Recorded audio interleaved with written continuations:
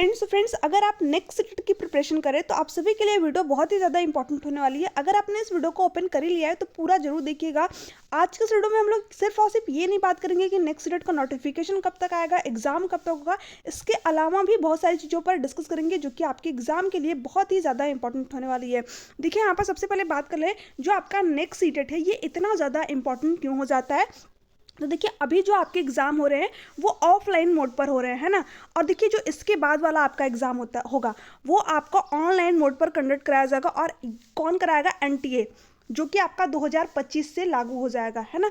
तो देखिए यहाँ पर जो आपका नेक्स्ट सीट है ये बहुत ही ज़्यादा इंपॉर्टेंट हो जाता है। क्यों? क्योंकि आपको लग रहा होगा कि ऑनलाइन एग्जाम है तो आपका जो क्वेश्चन पेपर है वो ईजी आएगा। नहीं, ऐसा बिल्कुल भी नहीं है। क्योंकि अगर आपने 20 अगस्त का क्वेश्चन पेपर दिया होगा, ठीक है, 20 अगस्त का, या फिर जो इस बार आपका एग्जाम हुआ है 21 जनवरी का एग्जाम अगर दिया है, तो आपने खुद क्वेश्चन पेपर को देखा होगा किस तरीके से जो उसका लेवल है वो यहाँ पर हाई हुआ है, ठीक है। अगर आप पहले के क्वेश्चन पर देखिए उठा करके, 2018 के देखिए, यहाँ पर 2019 के देखिए, 2020 के देखिए, 2021 के देखिए और 2022 के देखिए, उनमें जो क्वेश्चन है आपको जो है डायरेक्टली क्वेश्चन पूछे गए, क्वेश्चन ईजी मिलेंगे आपको।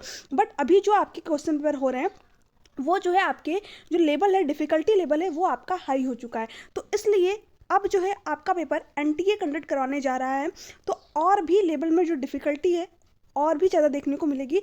इसलिए जो आपका नेक्स्ट सीट है ये बहुत ही ज़्यादा इंपॉर्टेंट यहाँ पर हो जाता है। ये लास्ट बार जो है आपका एग्ज़ाम यहाँ पर ऑफलाइन मोड पर कंडक्ट कराया जाएगा। इसके बाद जो है आपका एग्ज़ाम ऑनलाइन मोड पर होगा और कौन कराएगा? एनटीए कंडक्ट करवाएगा, ठीक है।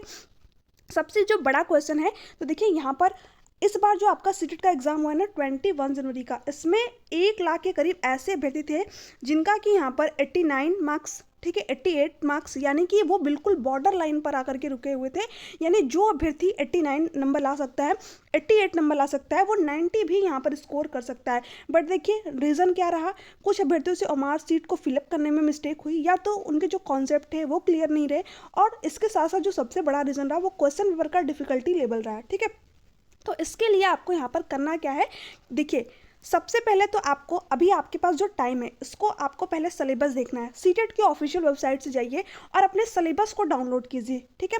उसके बाद में आपका दूसरा स्टेप क्या होना चाहिए, सबसे अगर आप पहली बार सीटेट का एग्जाम देने जा रहे हैं तो आप पहले प्रीवियस ईयर क्वेश्चन पेपर को लगाइए। और कौन से प्रीवियस ईयर क्वेश्चन पेपर? जो आपका 20 अगस्त का एग्जाम हुआ है और जो 21 जनवरी का एग्जाम हुआ है, इसके डिफिकल्टी लेवल को देखिए, उसके अकॉर्डिंग जो है अपनी प्रिपरेशन करिए।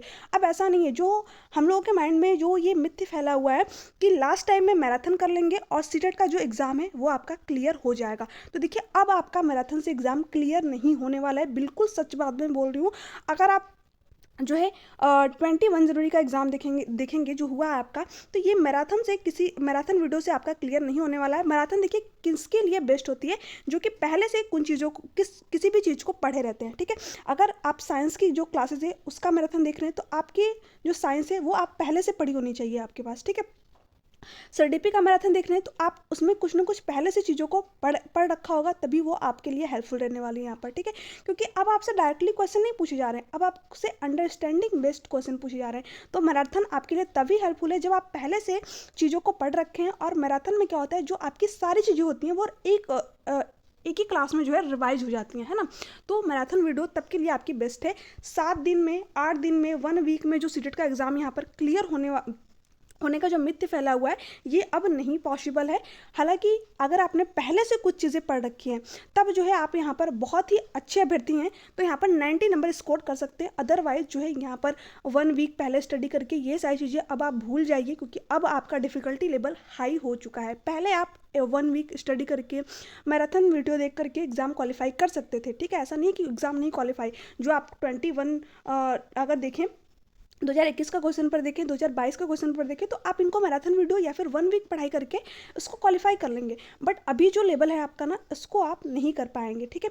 तो आपको अभी से क्या करना है, इसके लिए आपको कोई कोर्स परचेज करने की ज़रूरत नहीं है। सीटेट के एग्ज़ाम के लिए आपको कोई भी कोर्स परचेज करने की ज़रूरत नहीं है, ना ही अगर आप चाहो तो कर सकते हो। बट मेरी मानो तो आपको कोई भी कोर्स परचेज करने की ज़रूरत नहीं है, कोई भी नोट्स लेने की ज़रूरत नहीं है, और कोई भी जो है यहाँ पर बुक भी लेने की ज़रूरत नहीं है। अगर आप चाहो यहाँ पर तो प्रैक्टिस सेट बुक ले सकते हो आप। फिर भी अगर आपके पास जो है उतना भी अवेलेबल नहीं है तो आप सीटेट की ऑफिशियल वेबसाइट से क्वेश्चन पेपर डाउनलोड करके वहाँ से जो ऑफिशियल आंसर किया उससे जो है मैच करके अपने क्वेश्चन को सॉल्व कर सकते हैं। और जो भी क्वेश्चन आपको नहीं समझ में आए उसको उससे रिलेटेड आपको यूट्यूब पे हज़ारों वीडियो मिल जाएंगे, आप उनमें से किसी भी वीडियो को देख लीजिए। जो भी जिनके भी चीज़ें आपको समझ में आ रही हो वहाँ से जो है अपने कॉन्सेप्ट को क्लियर करिए। सबसे बेस्ट तरीका आपका यही होता है कि आप खुद के नोट्स बनाएं, ठीक है, खुद से उन चीज़ों का जो है एनालिसिस किए करें कि क्वेश्चन क्यों गलत हुआ है, तब जो है आप सीटेट के एग्ज़ाम में अच्छा स्कोर कर पाएंगे। और अभी से लग जाइए, जो आपकी तैयारी है वो अभी से स्टार्ट होनी चाहिए। अगर आप एक दिन में 10 से 12 पेज भी पढ़ते हैं अगर एनसीईआरटी का, तो भी जो है आपका 1 से 2 महीने में सिलेबस कंप्लीट यहाँ पर हो जाएगा।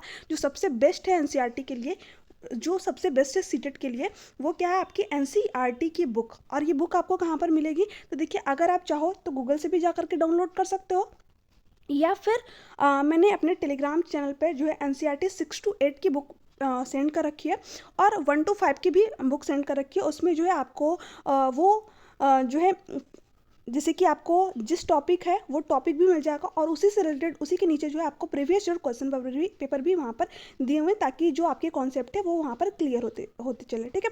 तो आपको इसके लिए कोई पेमेंट वगैरह करने की ज़रूरत है नहीं है सच।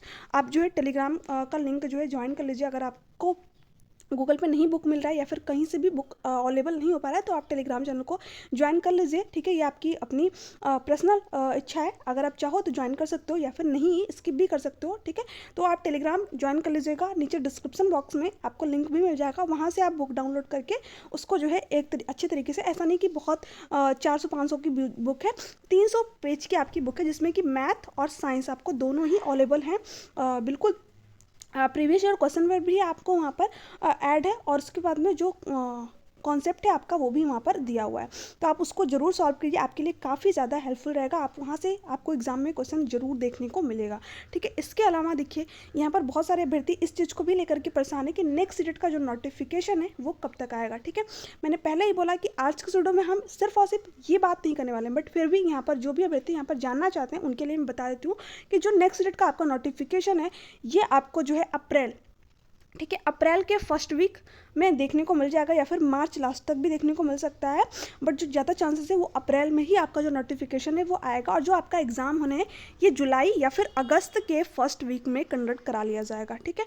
और ये वाला सीटेट आप सभी के लिए मोस्ट इंपॉर्टेंट है, तो इसलिए जितनी भी मेहनत करनी है अभी कर लीजिए और इस एग्ज़ाम को क्लियर कर लीजिए, क्योंकि इसके बाद जो है आपका डिफ़िकल्टी लेवल और भी ज़्यादा हाई होगा। आपने सुना ही होगा कि अब जो है आपका पेपर 3 भी होगा और पेपर 4 भी होगा, ठीक है। जो आपका पेपर 3 होना है ना, इसमें देखिए आपका 9 to 10th के लिए होने वाला है और ये 11 और 12th के लिए होने वाला है। इसमें देखिए क्या सब्जेक्ट होने वाला है अभी तो कहा नहीं जा सकता, बट मेरे ख्याल से जो आपका सीडीपी है ना, सीडीपी कॉमन ही रहने वाला है। जो आपका लैंग्वेज का पोर्सन है, हिंदी हो गया, इंग्लिश हो गया, संस्कृत हो गया, आपका हिंदी हो गया, तो ये लैंग्वेज का सेक्शन जो है आपका यहाँ पर कंप्लीट ही रहने वाला है, ठीक है। और इसके अलावा जो भी आपने सब्जेक्ट लिया हो सकता है कि सब्जेक्ट स्पेसिफिक इसमें ऐड कर दिया जाए, बट मेरे हिसाब से ये जो 3 चीज़ें हैं ये आपकी पेपर 3 में भी रहेंगी और पेपर 4 में भी रहेंगी। तो आप जो है सबसे पहले अगर बात करूँ उसकी सीडीपी कहाँ से पढ़ें, ठीक है, सबसे ज़्यादा क्वेश्चन आता है कि सीडीपी कहाँ से पढ़ें। तो देखिए सीडीपी के लिए आप जो सीटेट का सिलेबस है उसको देखिए, उसमें एक एक टॉपिक को देखिए, ठीक है।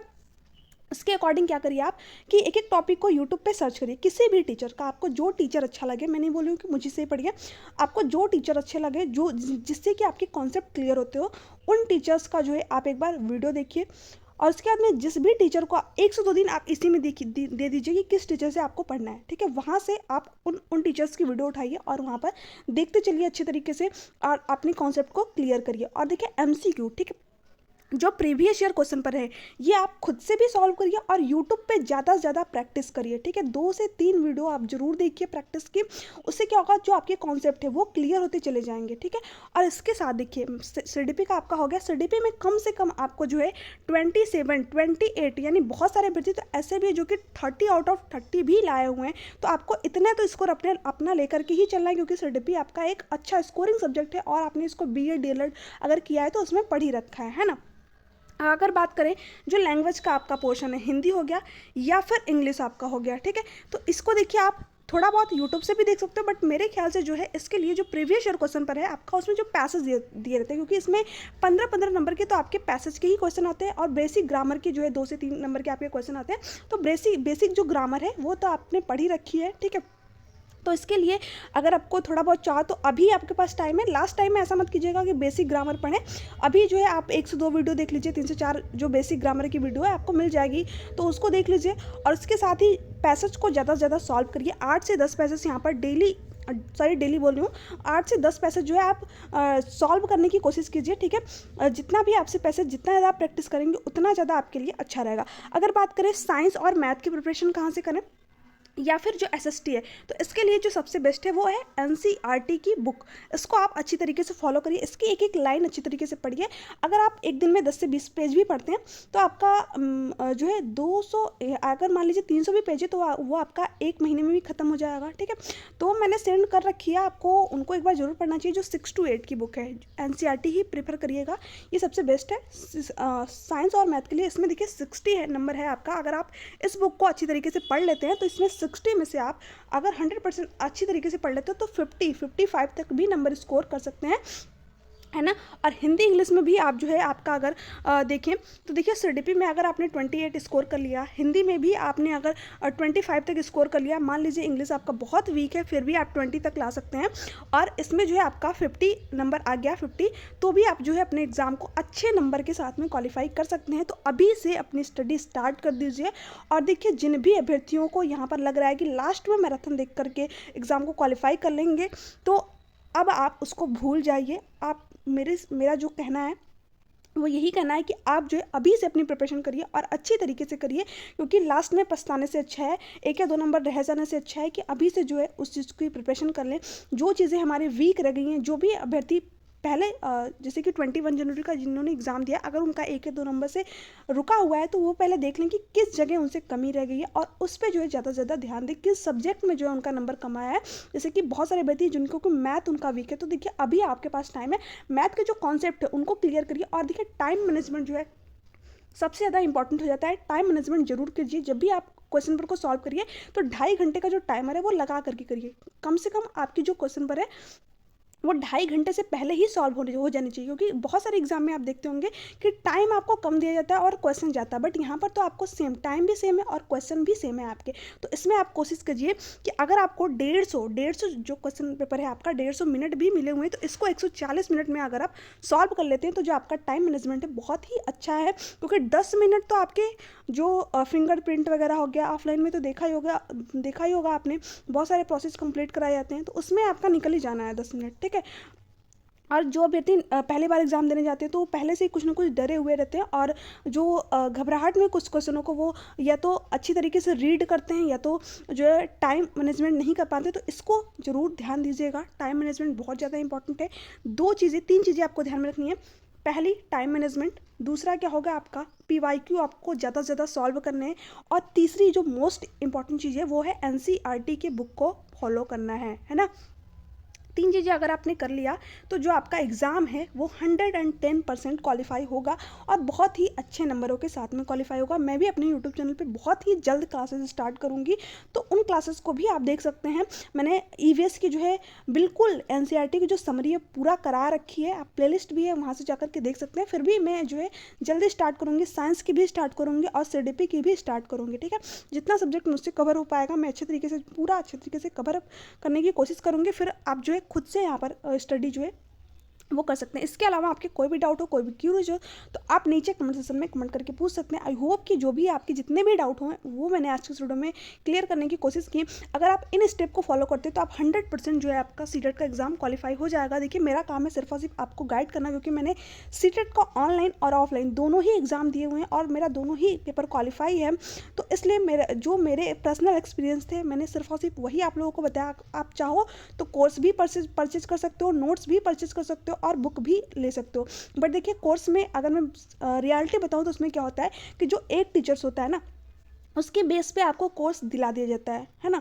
बट देखिए वो टीचर्स तो बढ़िया पढ़ाता है जो एक टीचर होता है, बट उसमें जो बाकी के टीचर होते हैं अगर आप देखेंगे तो वो उतने अच्छे नहीं पढ़ाते हैं। तो इसलिए मैं कोर्स को ज़्यादा प्रेफर नहीं करती हूँ। आप जो है खुद से पढ़ाई करिए, यूट्यूब पे पढ़ाई करिए, यूट्यूब पे आपको बेस्ट बेस्ट टीचर मिल जाएंगे। आप किसी भी टीचर का जिससे भी आपको समझ में आए उससे जो है यहाँ पर पढ़िए।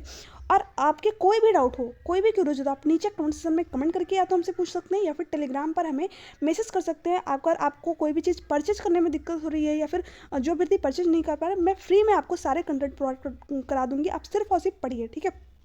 तो देखिए यहाँ पर आपके आई होप कि सारे डाउट क्लियर हो गए होंगे। फिर भी आपके कोई भी डाउट हो, कोई भी क्यूरियस हो तो आप नीचे कमेंट सेक्शन में कमेंट करके पूछ सकते हैं। मिलते हैं आपसे नेक्स्ट वीडियो में किसी नेक्स्ट अपडेट के साथ में। जब तक के लिए bye bye, take care, thanks for watching.